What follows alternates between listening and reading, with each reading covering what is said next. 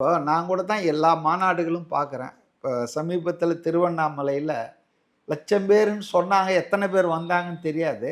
ஆனா, இந்த வந்தவங்க கடமைக்காக வந்து உட்கார்ந்துட்டு இருக்காங்க. இந்த கூட்டம் நடந்துட்டு இருக்கும்போதே பிரசன்டேஷன்லாம் எடுத்துன்னு வெளிய போயிடுறாங்க. அவங்க வந்து இன்வால்வ் பண்ணிக்கல. நமக்கு தெரியுதுல்ல. ஒரு கூட்டம் தன்னெழுச்சியா வந்து அவங்க ஏதோ கடமைக்காக காசு குடுத்து கூட்டு வந்திருக்காங்க, உட்கார்ந்துட்டு இருக்காங்க. ஆனா இங்க பார்த்தீங்கன்னா, வழி நெடுக, வழி எங்கும் ஆர்ப்பரிக்கிறாங்க ஆட்கள்.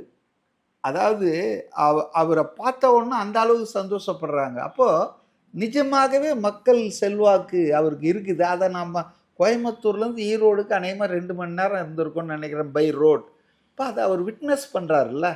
மக்கள் செல்வாக்கு இருக்கு. மக்கள் தன்னை விரும்புறாங்க. தனக்கு ஆதரவு குடுக்குறாங்கம்போது, அந்த மகிழ்ச்சி, அந்த எழுச்சி இங்க வந்து பார்த்தா அது மாநாடு மாரி இல்ல இருக்கு. இவரு செங்கோட்டையன் என்ன சொன்னாருன்னா, 10,000 நிர்வாகிகள், 25,000 பொதுமக்கள்னாரு. எனக்கு என்னவோ அது கிட்டத்தட்ட 1,00,000 பேர் தான் இருக்கும்னு நான் நெனைக்கிறேன். ஈரோட்ல இன்னைக்கு கூடுன கூட்டம்.